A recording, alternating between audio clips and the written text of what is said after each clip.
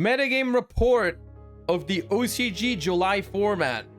The report tabulates 270 top-performing decks from 53 tournaments that were held in Japan, China, South Korea, and Vietnam.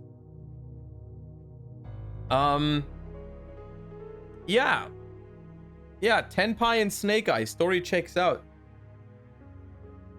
Tenpai and Snake Eye, story checks out, and I feel like they are slowly but surely eating up the rest of the pie. Like, it's always Tenpai and Snake Eye, but they just grow a little over time.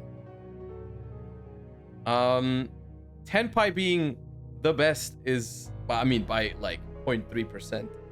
is interesting, I suppose. I thought Snake Eye was gonna cook, but I guess, you know, don't underestimate, like, really don't underestimate the impact of Molcharmi Fuvaros, right? Like, Fuvaros plus Maxi is like a crazy package if you're playing Tenpai, right? Like, it's an incredible boost to a deck to be able to essentially play 6 copies of Maxi because you're going second every time. So yeah. But in terms of the lists themselves, I'm sure not much has changed. Tenpai is still doing Tenpai things. They only have 1 copy of the Field Spell and 1 Prosperity, but just draw the starter, lol. 3 Molcharmi Fuvaros, 3 Maxi, 3 Dominus Purge. No, Dominus Impulse is this one. They play 1 Gamma, 1 Driver with 1 copy of... This is the Spell Negation, I think? Yeah. Shifter, 1 Magna. Yeah, I mean, it's a like very cookie cutter. Delta, yeah. I wonder what the Break Sword is here for.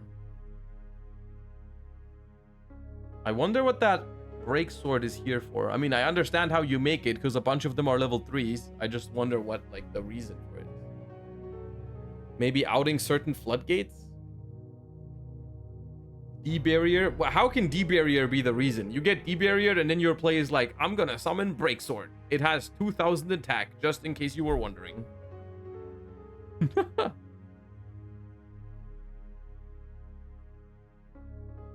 I don't know.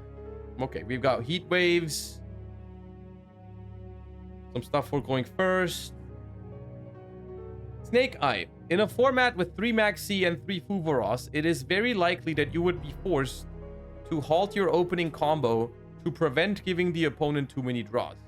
Running continuous traps such as Summon Limit, Skill Drain, and There Can Be Only One becomes a counterplay. It stops the opponent from making their play on their turn, effectively buying you a turn. Okay.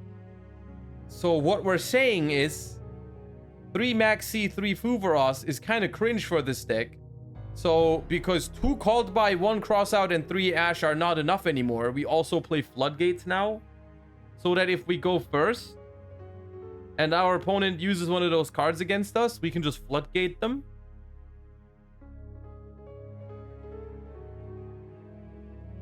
Okay.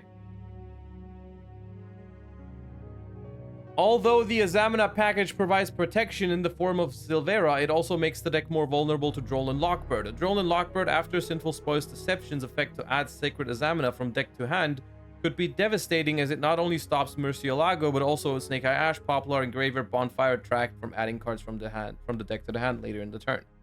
Droll and Lockbird could also be used to stop the opponent from drawing off Maxi and Fuvaros on your own turn. Some players may choose to not run the Azamina package to minimize the impact of Droll and Lockbird on themselves. Cool. And that's the... We've reached the conclusion. We will look at Tenpai and Snake Eye for the 85th week in a row, and then we reach the conclusion. Tenpai Dragon and Snake Eye continue to dominate as the top contender, leaving the rest of the decks far behind. The current format is heavily defined by the presence of 3 Maxi and 3 Fuvaros, resulting in hand trap heavy builds becoming the dominant strategy. Bro, have you been here the last year? Players are now building their decks expecting that they would not be able to combo off on the opening turn and are using continuous traps and Solomon counter traps to edge out in the game of attrition.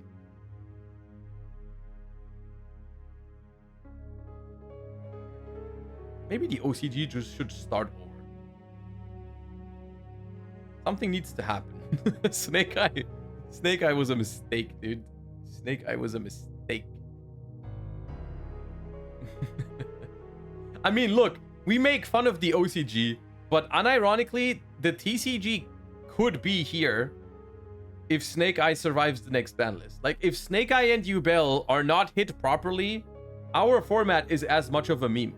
Like, unironically, making fun of the OCG in this situation is funny and all, but like, the TCG, even though we have no max C, but like, if we don't hit Snake Eye and Yubel properly, like, I feel like our format is gonna be also pretty like memed on, right?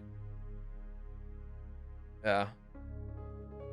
Snake Eye, you know, let's just, you know, why don't we just like